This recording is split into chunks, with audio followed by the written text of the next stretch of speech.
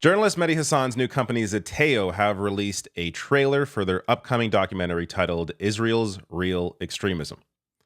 So I'm going to play for you this full trailer as well as discuss a little more about the documentary. So I guess full disclosure here, I don't know if this is necessary, but I am a paying subscriber to Zeteo. I really enjoy Mehdi Hasan and his perspective and the work he does. But again, they're not paying me, I'm paying them. So I'm not sure if disclosure is necessary in that sense. But I do want to share with you the blurb, part of the blurb that he shares here on the website. So he says, this is a documentary pitch that an award-winning production company in the UK came to us with when no one else in the mainstream media was willing to consider it. And when you see the material in the final film, you'll quickly see why. Voices you haven't heard from, a perspective that's been absent in all of the Gaza coverage, and a difficult but undeniable reality about what is happening inside of Israeli Jewish society. And then he goes on to discuss how, they need subscribers to help fund the production of the film. So they're still working on it. But I'll link to this below in case you're interested in supporting Zeteo. But I want to play for you the trailer here, which is incredibly powerful. One more thing I forgot to mention while I was shooting this video is that there are some images within this documentary that I'm going to have to blur out because of YouTube policy, but understand that the actual trailer itself on the website is not blurred out. So again, I will link to that trailer below the video if you want to see the full uncensored version of the trailer.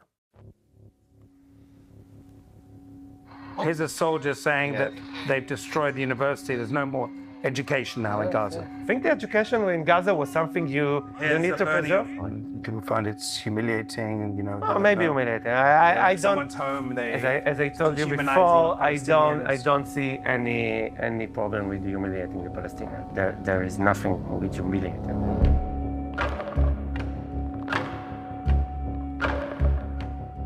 ברור שיש תחושת עליונות. ביום-יום אני הולך עם תחושת עליונות, אל מול עזה. מי לא מרגיש עליון ביחס אליהם?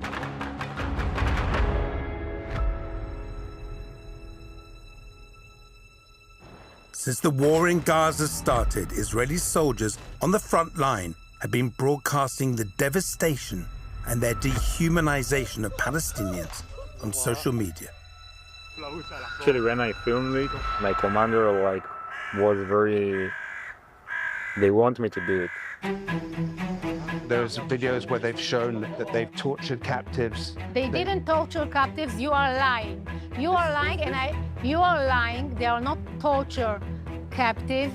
They are going. This is a video where an Israeli French soldier put a video out. Investigated.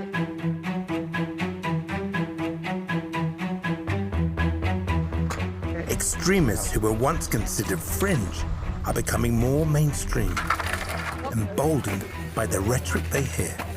Are you not concerned that by blocking the aid going to Gaza, a lot of Palestinians who are already suffering are starving? It's a wrong question, okay? Because the aid gets to Hamas. The issue for Israel now goes well beyond the occupation. כמה אני חושב שצריכים להרג עד שלא יהיה חמאס. אם צריך להרוג מיליון. It will always be the response of the West. We are exaggerating, but we are working. If we have genocidal thought.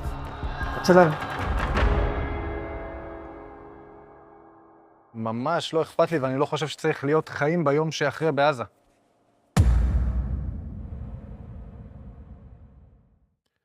All right. So in a minute here, I'm going to get to some polling, just showcasing the thoughts from Israelis themselves about Palestinians.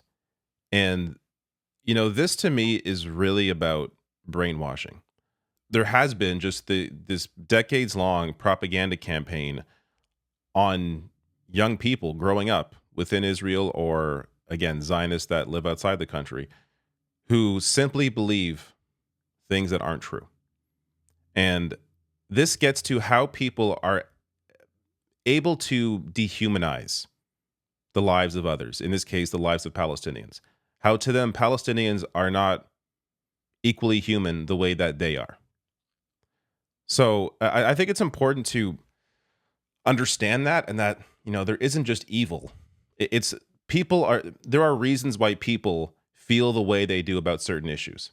And often it gets to upbringing, it gets to brainwashing, it gets to a perspective that has never been challenged, and they simply view things a certain way. And it is simply how they feel because it's what they've been taught. And it's not because they're evil or, whatever sort of magical reasoning. There is actual reasoning, human psychology behind the reason why people feel the way they do about certain things. This gets to this polling here.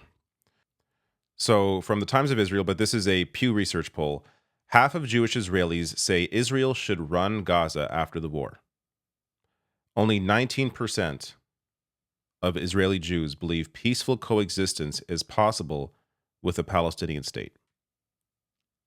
Keep in mind, this is the perspective from the country that has bombed over 40,000 civilians and has continued to dominate and control much of the occupied territories in terms of the borders, in terms of what comes in and out, food, water, land, air, sea. This is to feel this way about people that you dominate, that the Israeli government dominates with their policy, is simply maniacal.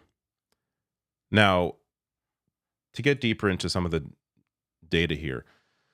So again, Pew Research polling. This is asked who should govern Palestinian enclave after the war. Half of Jewish respondents said Israel, which already, you hear these criticisms of Palestinians or Hamas that they don't want Israel to exist. That's what we hear. Israel is currently not only putting that into practice by completely demolishing Gaza, but people that live there, and this half, we're talking, these are the civilians. People in power in Israel don't want Gaza to exist. Netanyahu wants full control of Gaza. He has said this himself. So even apart from public polling on this, and I want to be clear as well, public polling should not necessarily dictate policy. People are often, for obvious reasons here, but people are often, there's propaganda. So, for example, in the early 2010s, gay rights was not a big issue. Most people did not believe in gay rights, did not believe in marriage equality. And then people grew and realized that people in their lives, friends, family, were gay, and all of a sudden developed humanity for people who were queer. So it took time. It takes time for certain issues to take hold and for people to feel some sort of connection to it. And that is the main reason why public polling should not be the sole decider of policy. But it is something worth looking at in terms of just where people currently sit, and then we can debate why they may feel that way. But in this case, this is completely insane to think that Israel should completely control Gaza in this case. So I also highlighted this here. 8% said people who live in Gaza should decide.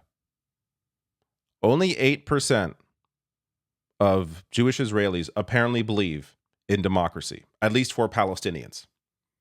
Now, you could maybe increase that number by adding, the 10% that think the Palestinian Authority should be in control, and then maybe the 5% who said the authority without a boss. So, you can maybe add those numbers to it. But the majority of people, the majority of Jewish Israelis believe that Israel should be in complete control. That is insane.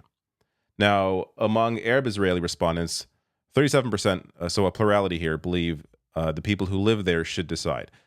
That is the answer. That is democracy. The people that live there should decide who's in control. That should be obvious. So, maybe that's the Palestinian Authority, maybe it's not, but regardless, the people that live there should decide. Now, I just want to, this is the poll itself, the Pew Research poll that the state is pulled from. But I just want to show you how they frame it, because the framing means so much when it comes to, whether or not a news outlets going to pick up the story. In this case, the way they frame this is no clear consensus among Israelis about the future of governance in Gaza. I would frame this as a majority of, or we should say, I guess, a plurality of Israeli adults, but a majority of Israeli Jews do not believe in democracy for Palestinians. That is the proper framing of data like this. Now, you could argue, well, it's Pew Research, they're just straight data, but there is this idea that neutral language isn't political is incorrect. This is political. Ignoring the obvious here is a political choice. It's a political choice to ignore the fact that a majority or a plurality of Israeli adults or a majority of Jewish Israelis do not believe in democracy for Palestinians. Like, to me, that is the most important data point to come out of this. So regardless of political leanings, that should be the focus here. Understand, regardless of how things are framed, it is political. Taking no position is a political position. This idea that, staying out of it isn't political. No, you deciding not to use your voice or get involved or become informed. And to be fair, look, there are limitations, right? We can't all be reading up on every single mass atrocity every single day. But in terms of people, when it comes to news outlets and their job and politicians and their job, to not take positions is in itself a position. Because you have a platform, you have a voice as a news outlet, as a politician. If you are not using it in the right way, you are taking a position and essentially saying you do not care. Just to end on this, so the difference here between the two. Majority in U.S. now disapprove of Israeli action in Gaza. So this is actually from March. I imagine it's only gotten more I guess, the drastic, the difference between approve and disapprove. But you see how it's dropped. Approval has dropped from 50% to 36% since November. So the more that the public is becoming aware of what is actually going on, the less support they have for it. So Data for Progress has similar data here showing 7 in 10 U.S. Actually, sorry, I want to go back here just to show you the graphs. So there you go. November, and this is, I guess, all voters. So 50% approved, 36% now approve. Massive drop. And they break it down by party as well, I believe. Here it is. So changes in views of Israeli military action in Gaza by party ID. So for Republicans here, even they've dropped, not as drastic as the other two, but there's a drop there. Independents, massive drop. And Democrats, massive drop in approval as well. And Data for Progress. 7 in 10 U.S. likely voters support a permanent ceasefire and de-escalation of violence in Gaza. Just to get the date on this, this was April 26th to 29th.